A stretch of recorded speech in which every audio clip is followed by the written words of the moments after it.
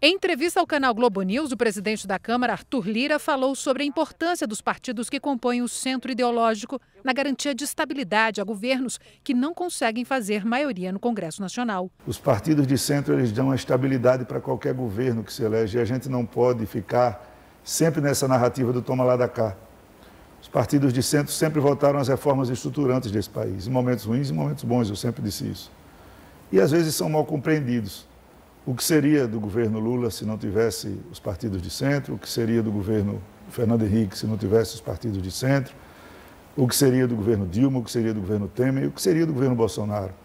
Então, na realidade, os partidos de centro no Brasil, na minha opinião, são responsáveis por toda a estabilidade, previsibilidade e governabilidade. Enquanto nós tivermos esse modelo, que seja necessário sempre o tão criticado presidencialismo de coalizão, eu não vejo como qualquer presidente que se eleja, mesmo que com 60 milhões de votos, que só façam 50 deputados no Congresso, possa governar sem que tenha uma base trabalhada com os partidos de centro. Sobre as eleições do ano que vem, Arthur Lira acredita que a economia terá papel decisivo, mas rechaçou que a aprovação do Auxílio Brasil tenha interesse eleitoreiro, por ter sido aprovado apenas para 2022. A gente não pode misturar hoje 20 milhões de famílias brasileiras que passam fome, e aí tem todo o efeito econômico disso, com a eleição de 22. Né? Nós tínhamos aí um auxílio emergencial que foi votado pelo Congresso Nacional num valor que naquele momento teve uma importância fundamental para a economia. Os R$600 agiram de maneira muito enérgica na veia da economia, atenderam a pessoas que precisavam, atenderam a pessoas que não precisavam. Lógico que o Brasil, nem mundo nenhum, no Brasil, um país com as dificuldades, não aguenta uma carga para tantas pessoas naquele valor. Eles só foram sofrendo ajustes e, ao final, alguns vão ficar de fora, porque a vida volta ao seu normal. As pessoas que tinham como sobreviver vão voltar a sobreviver como antes, graças a Deus. Mas nós temos ali aquela quantidade de pessoas que, além de já existirem no programa anterior, tem os da fila e tem os de necessidade. A pandemia, ela machucou muito. E aqueles que estão lá embaixo precisam desse auxílio. O presidente explicou que a Câmara aprovou reforma do imposto de renda para garantir recursos permanentes para o Auxílio Brasil. Ele lembrou, no entanto, que o texto não foi votado pelo Senado. Agora, os recursos podem vir de uma adequação orçamentária a partir da votação da PEC dos precatórios, que está sendo analisada pelo Senado. Você precisa, no meu ponto de vista, numa discussão mais ampla, primeiro ter votado o imposto de renda. E agora encontrar uma fonte, depois da solução dos precatórios, que não consumam todo o orçamento, porque essa é uma discussão que, por sugestão do Senado, deve vir uma comissão permanente de avaliação e de gestão desses precatórios, porque ninguém sabe quanto é. Um dia falam que é 3 trilhões, outro dia falam que é 4 trilhões e 300 bilhões. E até onde vai?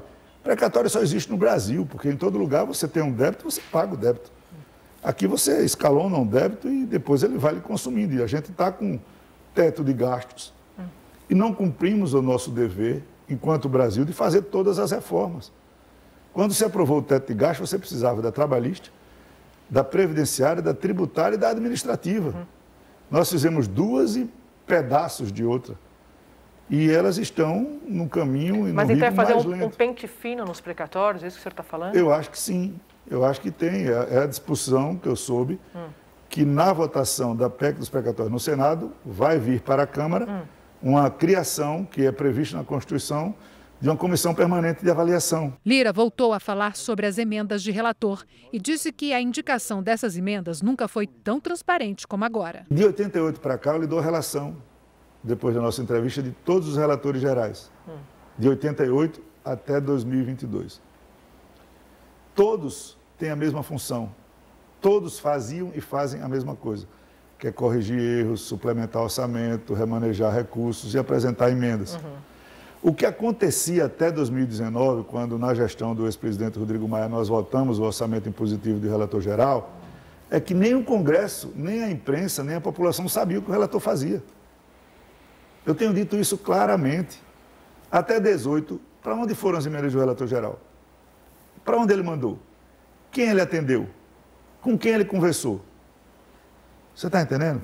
Era uma conversa única do relator com o ministro e dizia: ministro, eu vou lhe colocar aqui R$1 milhão para sistema de esgotamento sanitário. Você vai usar 300 mil e vai me dar 700 mil e eu vou mandar para onde eu quiser. Era assim que funcionava. Quando nós decidimos em 19 mudar a resolução 01 para carimbar como uma rúbrica, né? É um ferro, uma marca, né? RP09. Onde o relator geral colocar RP09, todos nós identificamos.